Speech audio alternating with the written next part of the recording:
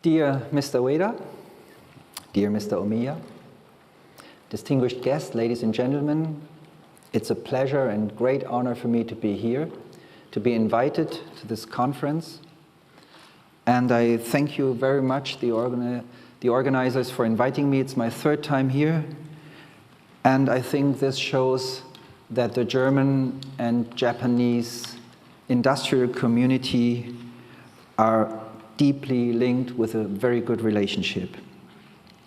Let me take the opportunity to speak to you briefly about the latest developments in Germany in terms of industrial policy and our bilateral cooperation.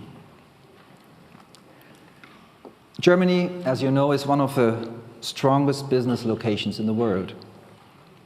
Our strong industry contributes significantly to prosperity, growth, and jobs in Germany and Europe as well.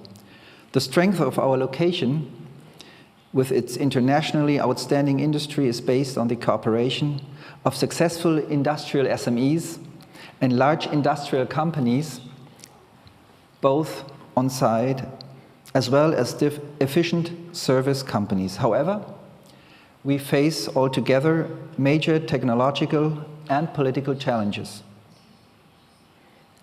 As a successful industrial location, we want to shape these challenges in an opportunity-oriented way, so be constructive. That's what we tell ourselves. So we have decided to put our thoughts into a holistic industrial strategy, which is displayed on this chart. We had the first draft issued at the beginning of this year, and throughout the year we had a valuable and intensive dialogue with actors from industry, business, trade unions, academia, politics from all over the country and beyond. The last version, the final version, was presented in late November, and it is based on principles of our social market economy, which is well known to Japan. The goals are maintaining and expanding prosperity and growth, as well as maintaining and creating new sustainable jobs. There are 3 action items mentioned in this strategy. First, improving the framework conditions for the economy as a whole.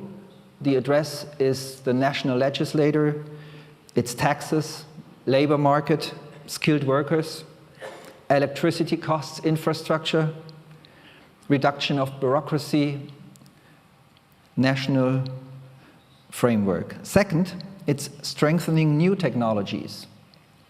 Only those who possess and master the new technologies can maintain their competitive position in the long term. So we have to encourage investments in technologies, in digitization with artificial intelligence, future mobility technologies, quantum computing, battery cell production, and so on and so forth, microelectronics, and others. And maintaining technological sovereignty also has a basis for future competitiveness and avoidance of technological dependence.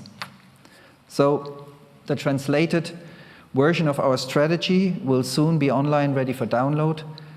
Please feel free to take advantage of it.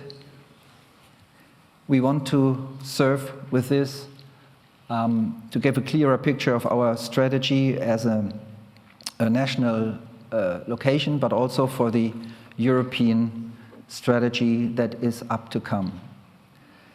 Secondly, in parallel to our industry strategy, we have set up a vision for Industry 4.0 for the next decade. You see it here, it's 3 pillars: autonomy, interoperability, sustainability as the keywords of the structure. The purpose of this vision is to provide an important long-term orientation for the future work of Platform Industry 4.0. It is in line with our national industry strategy. We identified 3 closely interlinked strategic fields of action that are crucial for a successful implementation of Industry 4.0. First, the autonomy or sovereignty. The principle of autonomy underpins the freedom of all stakeholders on the market to take self-determined, independent decisions and to interact in fair competition. The second is interoperability of all stakeholders. It is a key element in shaping the complex, decentralized, organized, and global structures. And thirdly, the sustainability. Decent work and education, people control technology, social participation at the core. Let me go for a second into some details. We aim to build a federated, open, secure, and trusted data infrastructure for Europe. We call it Gaia-X. It is not a physical product, but a commonly agreed profiled framework. We see Project Gaia-X as the cradle of an open digital ecosystem where data can be made available, securely collated, and shared. Instead of building a new hyperscaler, we want to interlink existing cloud providers. We want to provide a decentralized multi-cloud system where the customer is core. He can decide where and how to store the data and what happens with the data his manufacturing process creates. The project was officially announced at the end of October. It's now distributed all over to show what we thought about and to gather reactions. In order to demonstrate a possible added value that this new infrastructure could provide, we identified 12 so-called use cases from different sectors. I will not go into detail, but it's Industry 4.0, smart living, financial sector, healthcare, public administration, and science. All of these have respective challenges, but altogether can be addressed and solved in Gaia-X, because three criteria go across all sectors. It's the demand for an open architecture and solutions to support and promote cooperation and innovation. It's the requirements for data sovereignty and the need for implementation of trustful relationship between different actors within the ecosystem. The second is interoperability. This facilitates the exchange and thus create new market opportunities by working together. Just one figure, in 2018, 30% of all industrial companies in Germany used at least one of the two platform types, transaction or IoT platforms, but the vast majority of current platform users barely integrate third-party offers. This has minimal scaling possibilities, so interoperability is absolutely necessary for scaling up. And thirdly, the sustainability. We've commissioned an example study, a joint Japanese-German project. It's the first one with regard to the future work.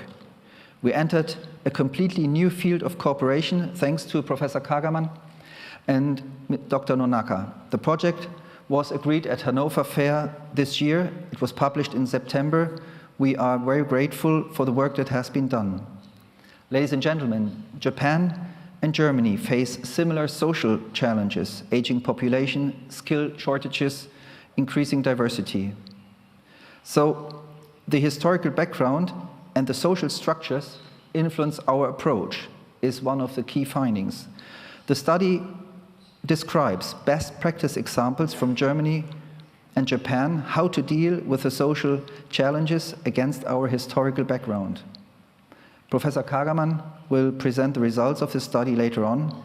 Keep being interested, and thank you very much for your attention. ありがとうございました。